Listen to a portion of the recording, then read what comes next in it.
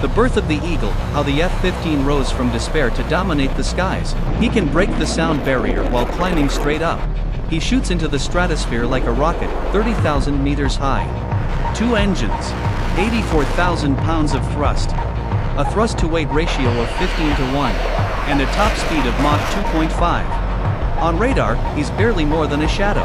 But in the sky, he is the hunter, fast, precise, lethal. His name changed the rules of air combat. He is the F-15 Eagle. Yet few know that this masterpiece of steel and fire was born out of fear and defeat.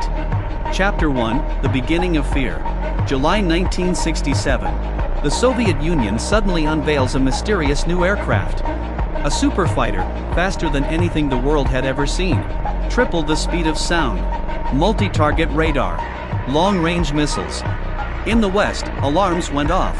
Reports warned. No current American aircraft can stand against this enemy. The Cold War had reached the heavens, and the United States seemed to be falling behind in the race for air supremacy. Chapter 2: The Fallen King of the Skies. At that time, the pride of the U.S. Air Force was the F-4 Phantom. Fast, powerful, armed to the teeth. But over Vietnam, the myth shattered. The Phantom was repeatedly outmaneuvered by nimble MiGs. Its missiles missed. Its pilots weren't trained for close combat. And worse, the Phantom had no internal gun. One pilot lamented. "They told us dogfighting was over. But the enemy's right on our tail." America realized, technology alone doesn't win the skies. Air superiority requires maneuvering and courage. Chapter 3: Lessons from Failure. After Vietnam, the Pentagon drew hard lessons. A new goal was set. A fighter built solely to rule the skies. No compromises. No multi-role dreams. An aircraft that doesn't do everything, but does one thing perfectly: win. Chapter 4: The Science of Air Combat. The U.S. Air Force launches a design competition. Every concept must obey a new formula, the Energy Maneuverability Theory. This formula combined 4 forces: thrust, weight, drag, and speed, and revealed which aircraft could retain the most energy in a fight. Physics became a weapon.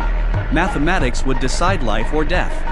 By late 1969, McDonnell Douglas won the contract, and the birth of an eagle began. Chapter 5: Birth of the Steel Eagle.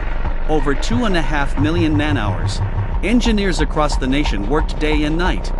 Their goal: to build a machine that could fight under any condition, high or low, fast or slow, always dominant.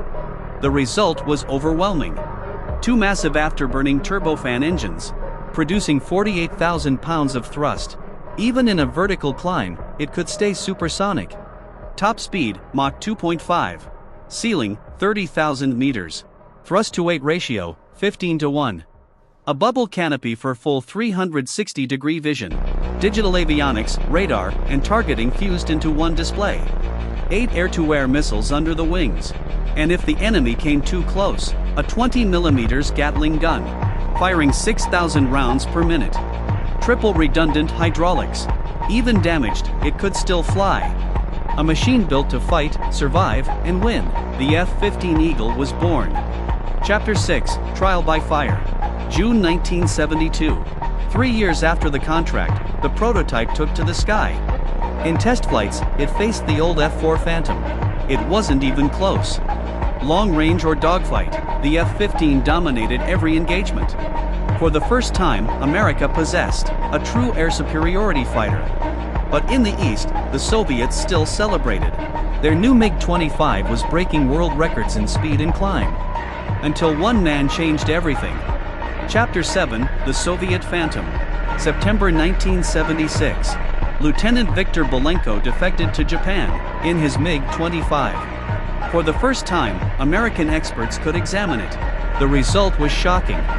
The MiG-25 wasn't a superfighter at all. It was a heavy interceptor, made of nickel steel. Twice the weight of the F-15. As agile as a brick. Maximum load, 4.5 G. Its radar? Outdated, built with vacuum tubes. Its range? Barely 300 kilometers. It was designed to chase bombers, not to fight agile jets. The fear of the Soviet superplane had been nothing but propaganda. And now, the true king of the sky had arrived. Chapter 8: The Eagle Rises. Winter, 1975. North Dakota. A test for history. Engineers stripped off every unnecessary gram. No paint. No panels. Just power. The F-15 took off. Climbed straight up. Within minutes, it reached 30,000 meters. All previous world records shattered by a margin of 25%. America had reclaimed the skies. Chapter 9, From Victory to Legend. The F-15 entered mass production. Over 400 early A and B models were built. Allied nations rushed to get it: Israel, Japan, Saudi Arabia. 1979, the first combat mission. Israeli pilots shot down 4 Syrian MiG-21s, without a single loss. In the decades that followed, over 100 air-to-air kills, 0 losses.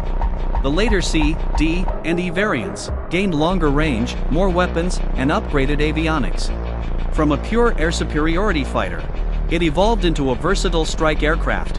Fast, far, deadly.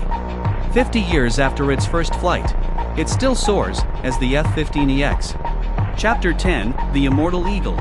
Born from fear 50 years ago, today it remains a symbol of strength. It's not the newest, not the cheapest, but it's the most balanced fighting machine ever built. The F-15 teaches us one truth: real strength doesn't come from superiority, but from learning through defeat. It is the eagle. The sky is its kingdom, and its legend lives on.